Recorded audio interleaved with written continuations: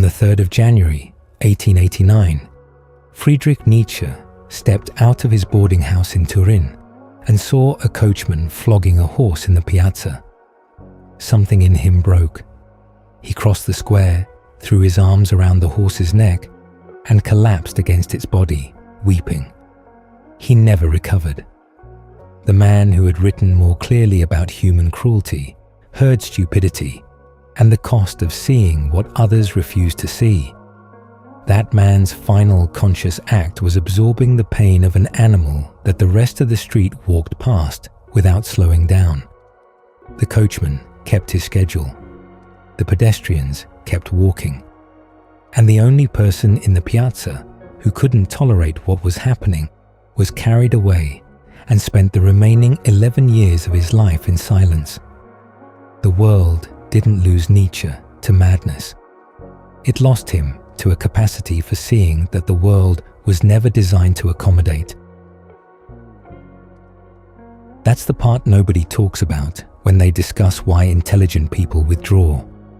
The conversation always circles around arrogance, social awkwardness, elitism, as if the person leaving the room is the one with the deficiency.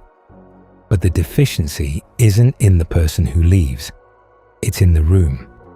The room operates on a set of agreements about what to notice, what to ignore, what to say, what to leave unspoken. And those agreements exist because they make the room functional.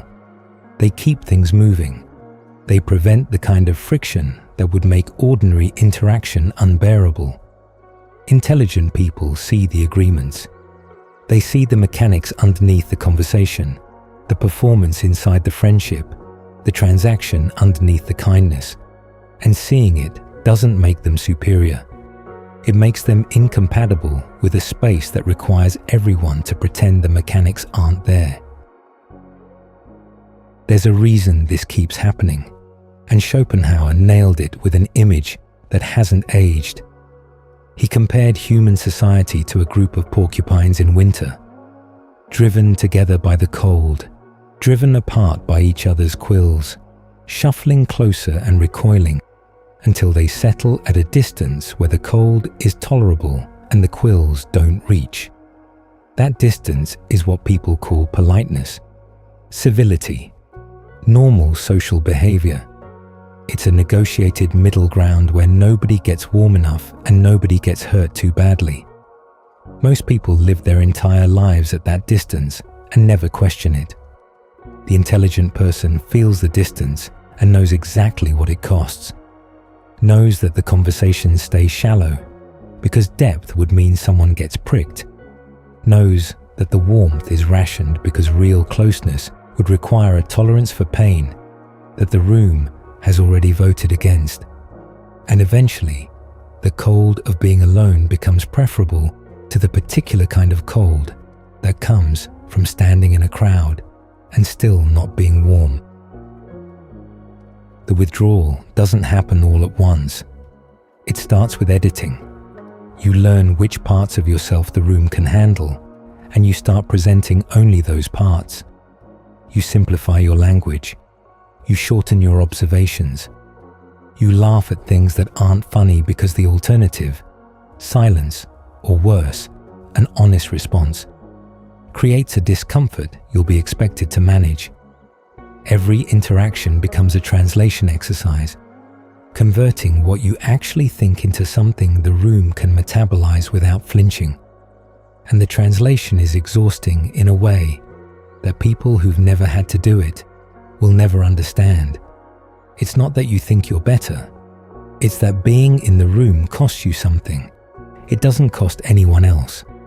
And after enough years of paying that tax, you start wondering what you're buying with it. There's a reason that cost stays invisible to everyone but the person paying it. Schopenhauer wrote that a person of genuine intellectual depth will find most company to be like a tune transposed into a key too flat to hear properly. The notes are there, the structure is recognizable, but everything lands slightly off, slightly dulled, and the effort of listening without wincing becomes its own form of suffering. That's not contempt, that's a sensory experience. The intelligent person isn't judging the room for being what it is. They're registering that what the room provides and what they need are two fundamentally different things, and the gap between those two things grows wider with every year they spend pretending it doesn't exist. What actually drives the withdrawal isn't the absence of stimulation, it's the presence of something worse. The slow erosion that happens when you spend enough time performing a lesser version of yourself. You start to lose track of which version is real. The opinions you've been softening for years start to actually soften. The thoughts you've been simplifying start to lose their original shape. You become the translation. And the moment you feel that happening, the moment you catch yourself thinking in the simplified version instead of translating into it, that's when the withdrawal accelerates. Because now it isn't about comfort or preference, it's about survival. You're leaving because staying is costing you the thing that makes you who you are. Schopenhauer chose this himself. He lived the last 27 years of his life in a rented apartment in Frankfurt, with a succession of poodles he reportedly preferred to most humans. He ate lunch at the same hotel every day, walked the same route every afternoon, and spent his evenings alone with his books and his flute. From the outside, it looked like the life of a man who had failed at connection. From the inside, it was the life of a man who had done the math. The cost of participation exceeded the return. The warmth the room offered wasn't warm enough to justify the quills, so he stepped back to the distance where he could think without interference, write without translation, and exist without the constant friction of pretending that the flat key didn't bother him. The people who withdraw aren't broken. They've run a calculation most people avoid because the answer is uncomfortable. How much of yourself do you erase to remain in the room?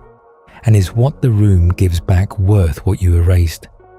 For the person who sees clearly, the erasure is enormous, and the room doesn't even notice the sacrifice. It just sees someone who fits. That's the cruelty of it. The room doesn't reject intelligent people violently. It doesn't exile them or attack them. It does something quieter and worse. It accepts a version of them that isn't them, and then rewards that version so consistently that leaving feels like ingratitude. You're included, you're welcomed, you're even valued, just not for anything that's actually yours. The room wants the translated version. The version with the edges sanded down and the volume turned to a frequency everyone can tolerate. And the longer you provide that version, the further you drift from the person you were before you started editing. Nietzsche didn't collapse in that piazza because he was weak. He collapsed because he was the only person on the street who couldn't look away. Everyone else had the agreement. The unspoken social contract that says you keep walking. You don't absorb what isn't yours. You don't let the visible suffering of a voiceless creature interrupt your afternoon. He couldn't honor that contract. His mind wouldn't let him unsee what he saw. And the weight of seeing, without anyone to share it with, without a room that could hold what he carried, is what finally broke him.